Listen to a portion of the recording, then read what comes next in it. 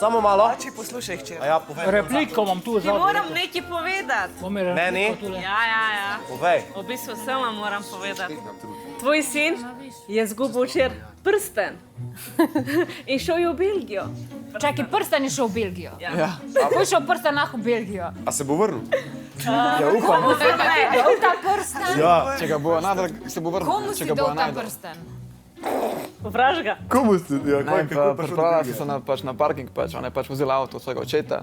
Jaz sem to dal prsten in mene dol padel med zice in nisem ga mogel doseči z rokem. A poj tam skrit nevarno. Na varnem je, loj. Sam fotorežim sesalca uporabljal. To globoko je padel, da ni Nisem ga šans. mogel doseči. Ni šans. Preuskoj bilo. Ega, sine, veliki sine, če se tako reče, ne? Jaz imam 2 sinova, res je, ne? Ampak tukaj ti bom pa rekel, da si skrajno neodgovoren.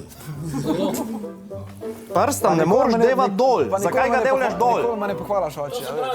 Sorči! Nikoli me ne pohvalaš. Če sam me pitarješ, pičiš.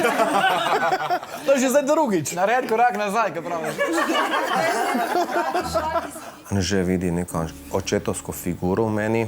Mislim pa, da rabi nekoga, da bi ga nekam usmeril. Verjetno nisem jaz tisti. Ampak vseeno, če bi pa lahko karkoli naredil za njega, pa z veseljem.